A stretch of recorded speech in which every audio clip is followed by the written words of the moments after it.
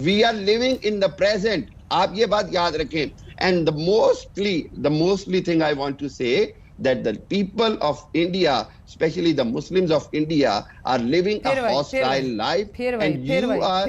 मैं ये कहना चाह रहा हूँ, आपका रिकॉर्ड अटक गया है। कहना चाह रहा हूँ, अरे कुछ नया बोला कीजिए। रोज आपको समझाने की कोशिश कर रहा हूँ। जनता भी बोर हो गई है, एक ही बात बोलते रहते हैं। आपका रिकॉर्ड अटक गया है। नहीं, जनता बोलेंगे मौका नहीं देती हूँ। तो प्रॉब्लम है कि मैं आपसे अलकायदा पर सवाल पूछ रही हूँ, आप रिकॉर्ड आपका अटका हुआ है। जो गोडी मीडिया है वो सब कुछ क्या कर रहा है? अरे इनका रिकॉर्ड अटक गया। मीडिया क्या कर रहा है?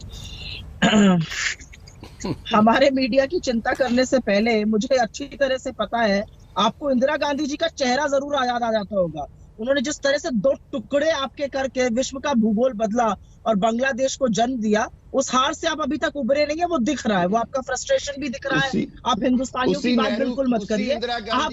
फिर बीच में बोल रहे हैं की बात करिए। गांधी जी को खुद तो ऐसा लग रहा है कि वहां की सरकार के कोई मिनिस्टर है। आप कोई मिनिस्टर भी इतनी शिद्दत से नहीं सरकार को बचाता है जितनी आप बचा रहे हैं। चुप रहिए, बीच में नहीं। मैं पैट्रियट, आवाज इनका पैट्रियोटिक बचाएगा। हाँ, हो गया। देख लिया आपका पैट्रियट। पाकिस्तानी बचाएगा, पैट्रियट नहीं, पैरेट लग रहा है।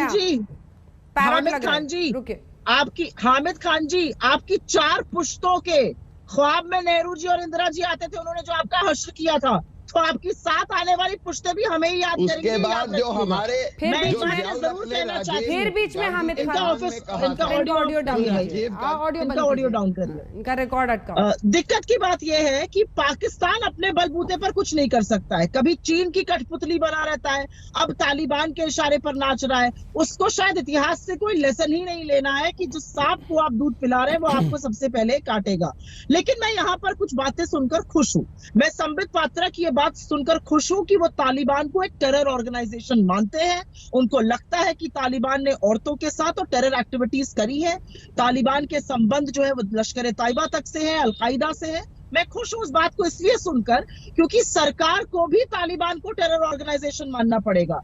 तालिबान का जो नाम यूएन सिक्योरिटी काउंसिल की रेजोल्यूशन से निकाल दिया गया, जिसकी अध्यक्षता भारत ने करी, मुझे लगता था वो गलत है, उसमें संशोधन होना चाहिए। लेकिन मैं फिर से कहूंगी कि पाकिस्तान किस बूते पर कूद रहे हैं मुझे समझ में नहीं आ रहा है।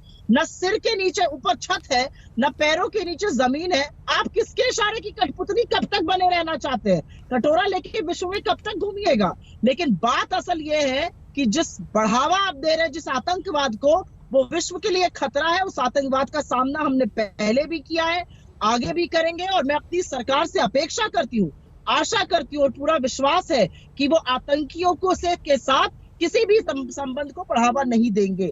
जो बात कल हुई है वो विश्व के साथ शेयर होगी, देश के साथ शेयर होगी कि आखिर तालिबान ने हमसे क्या कहा। ये बातें शेयर होनी जरूरी है, ये होंगी। लेकिन पाकिस्तान यहाँ पर आकर बिना सिर पैर की बातें करे, इसका मैं बिल्कुल भी समर्थन नहीं करता। जवाब देता हूँ।